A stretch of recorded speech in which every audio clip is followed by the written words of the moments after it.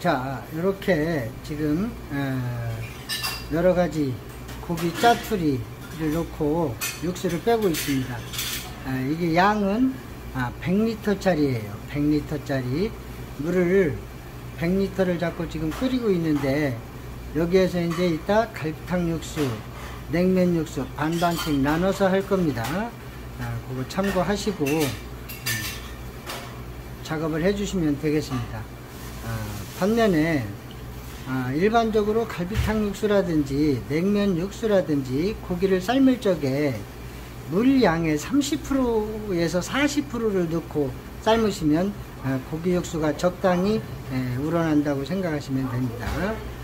저는 여기 이제 갈비 작업을 한 짜투리 고기로 해서 육수를 내고 있습니다. 오히려 이것이 짜투리 고기로 사용을 하는 것도 영업집에서는 재료 절감에 있어서 아주 좋은 방법이기도 합니다. 참고를 해 주시기 바랍니다. 자, 이렇게 고기를 지금 현재 1시간을 삶았습니다. 1시간을 삶아서 여기에다가 지금 제가 무를 썰어서 넣었거든요. 이게 제가 아직 서툴러 가지고 넣는 거를 못 보여드렸습니다. 자, 이렇게 두툼두툼하게 무를 이렇게 두툼두툼하게 썰어서 넣으시면 됩니다.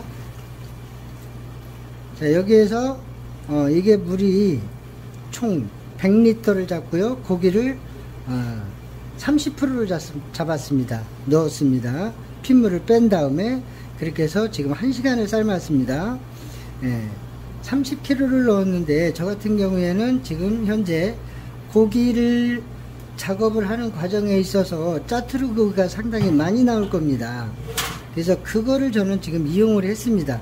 그래서 오히려 이러한 짜투리 고기를 영업집에서는 사용하실 때 훨씬 더 육수 맛이 구수하고 좋습니다. 육수도 잘 우러나고요.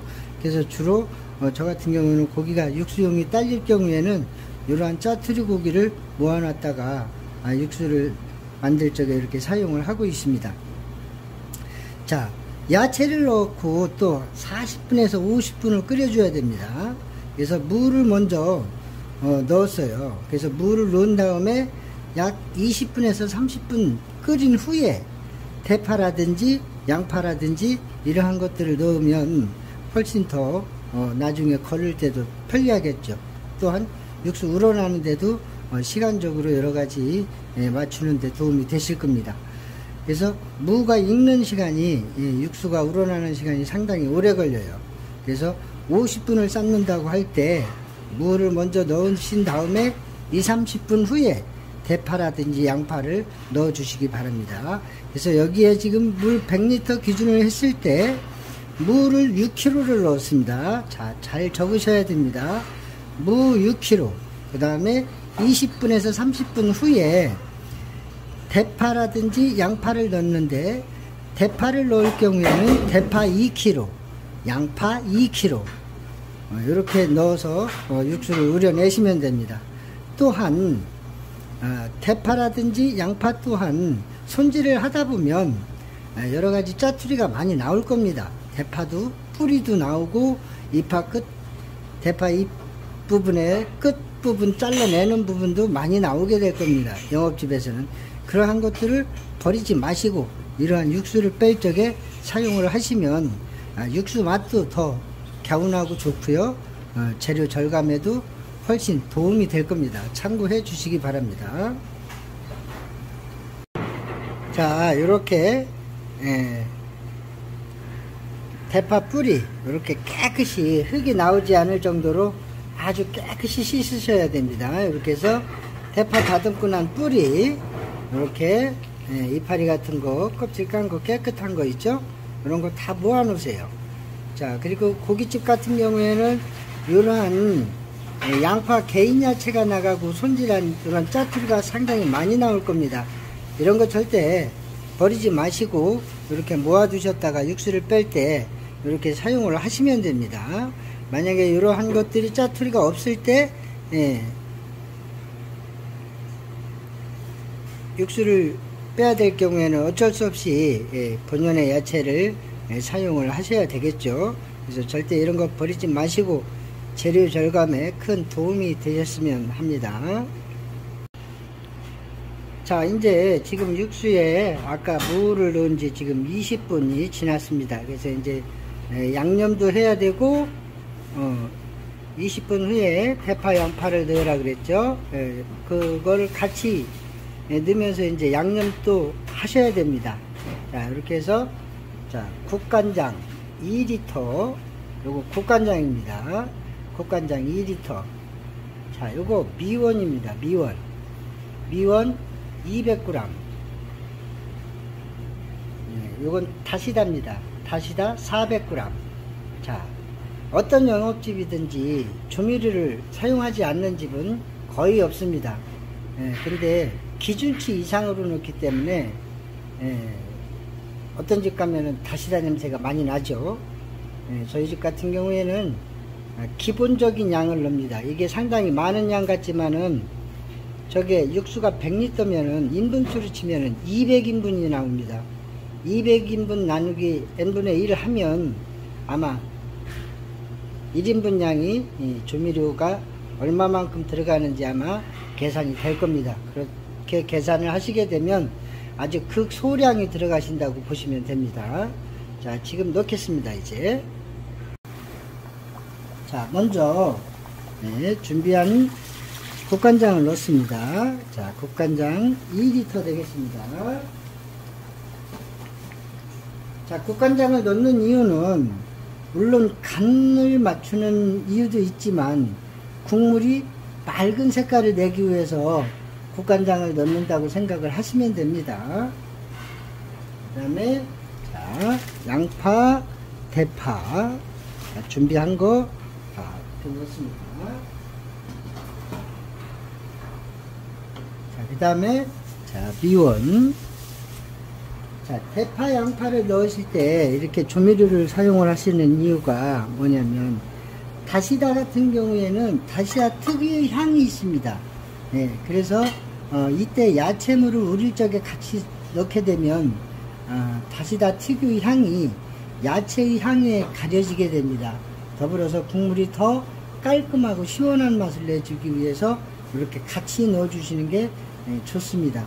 야채를 다 건진 다음에 넣는 것보다는 이렇게 야채물을 우려낼 때 조미료를 사용을 하시면 훨씬 더 국물이 깔끔하고 느끼하지가 않습니다. 참고해 주시기 바랍니다. 자, 이렇게 대파와 조미료를 간을 한 후에 자, 여기에는 지금 소금이 들어가지 않습니다. 왜? 간장과 다시다도 상당한 간이 있습니다. 그래서 다 끓이고 난 다음에 간을 체크한 후에 싱겁다 싶을 때는 뒷간을 소금으로 간을 맞추시면 됩니다. 자, 이렇게 해서 일단 다시 육수를 끓이는 과정을 진행을 하겠습니다. 자, 이렇게 완성된 육수를 아까 100리터 끓인 데에서 50리터를 나눠서 자, 이렇게 분리했습니다. 이 50리터 반반씩 나눠서 반은 갈비탕 육수를 사용을 하려고 합니다. 그래서 50리터는 냉면 육수를 맞추려고 하는데 자, 여름철에는 특히 이렇게 다라 같은 데다가 담궈 가지고 물을 흘리면서 빠른 시간 내에 식혀야만이 변질을 하는 경우가 없습니다. 참고해 주시고 자, 이렇게 이제 냉면 육수용을 50리터를 준비한 후에 여기에 또 냉면 육수용은 간을 더 해야 되고 또 들어가는 재료가 추가가 됩니다. 그런데 여기에 많은 육수에다가 재료를 넣고 걸르려고 하다 보면 힘들고 걸르기가 번잡스럽습니다. 그래서 이 외에 들어가는 재료는 작은 양의 육수에다가 별도로 또 끓이겠습니다. 자, 이렇게 별도의 육수를 조금 덜어서 약 10리터 정도의 육수를 후라이팬에 이렇게 앉혀가지고 여기에다가 이제 재료를 넣고 냉면 육수용 별도로 준비를 하겠습니다. 자, 아까 육수를 빼는 과정에서 모든 야채가 다 들어갔습니다. 자, 그런 후에 냉면 육수용은 자, 요 고춧가루 100g입니다. 생강 100g입니다. 감초 30g입니다. 자, 여기에 더 국간장을 200g을 더 추가를 해서 넣겠습니다. 왜냐하면 양념을 할 적에 간을 할 적에 간장을 좀 더 넣어야만이 육수가 아주 맑게 잘 나옵니다. 이렇게 해서 간장을 조금 200ml 냉면 육수용은 별도로 더 사용을 하겠습니다. 자, 이렇게 해서 국간장 200g, 자, ml로 치면 200ml라고 생각을 하시면 됩니다. 자, 준비한 재료 고추씨, 생강, 감초. 자, 이렇게 해서 끓기 시작한 다음에 약하게 불을 줄여 가지고 20분에서 30분만 끓여 주시면 됩니다. 그렇게 해서 식힌 다음에 면보에 걸러 가지고 냉면 육수 준비한 데다 같이 희석을 하면 됩니다. 자, 여기에 또 소금을 또 추가를 하셔야 됩니다. 냉면 육수에는 단맛과 신맛이 추가가 되기 때문에 갈비탕 육수 같은 경우에는 싱겁게 육수를 나가도 되지만은 냉면 육수는 어느 정도 간을 맞추셔야 됩니다. 그래서 약간 짜다 할 정도의 염도를 맞추셔야 돼요. 그래서 단맛과 신맛이 어우러졌을 때 우리가 먹었을 때 간이 맞는구나 라는 정도의 느낌이 오게 됩니다. 단맛과 신맛 때문에 우리가 평소에 먹는 일반 탕이나 국보다 염도가 강하게 잡힌다고 생각을 하시면 됩니다. 냉면 육수에는.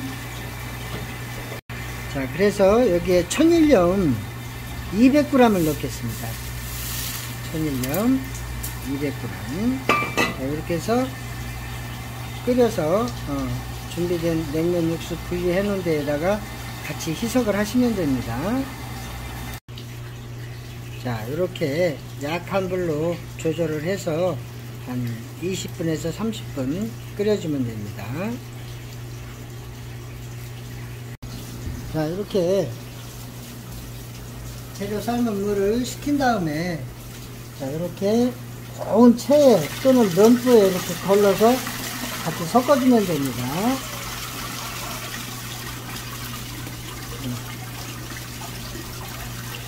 네, 이렇게 해서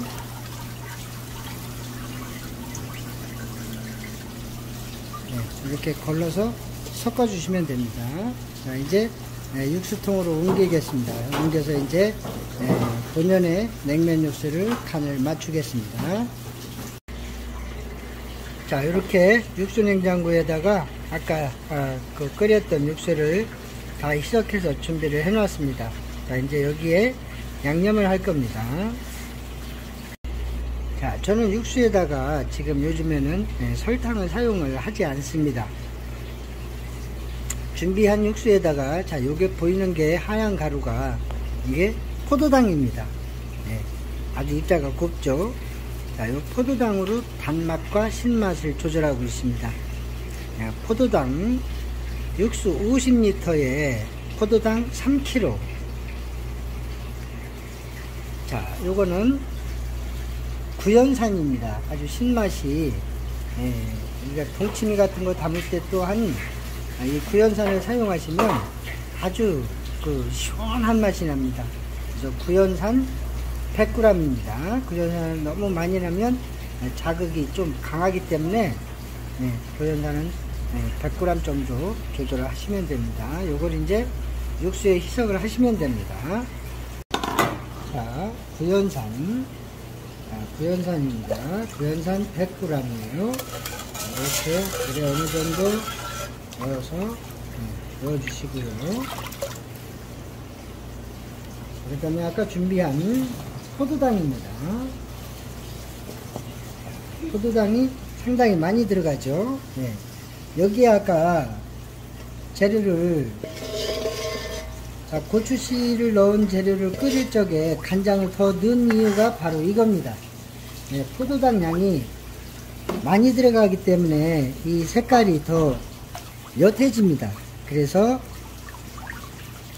간장량을 플러스 한 이유가 그겁니다. 그래서 이렇게 저어주시면 됩니다. 완전히 녹을 때까지 이렇게 저어주시면 돼요.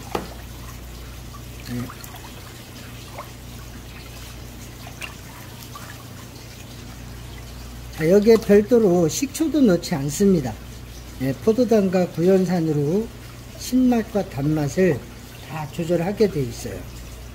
그래서 이것이 업장에서 만약에 냉면이 많이 나가지 않는 업장이라면 이렇게 해서 얼려놓으면 열흘까지 두고 사용을 가능합니다. 얼음이 있는 상태에서요.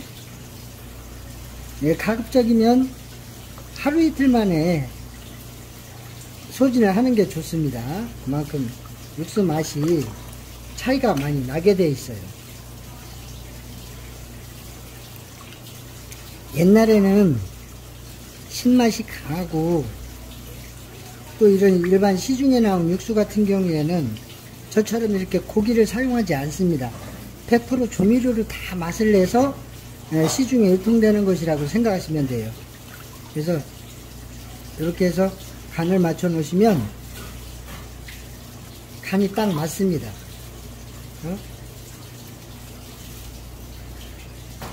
네, 아주 간이 제대로 맞습니다. 이렇게 해서 시원하게 살얼음 동동 끓 정도로 보관을 하셔가지고 네, 판매를 하시게 되면 됩니다. 집에서 또한 냉면을 드시고 싶으면 네, 이런 식으로 양을 n분의 1로 나누어서 똑같이 하시면 됩니다. 그러면 아주 맛있는 냉면을 한여름 더울 때 시원하게 드실 수가 있어요. 자, 이거에 설탕을 사용하지, 설탕으로 단맛을 낸 것보다 훨씬 개운하고 네, 아주 시원합니다.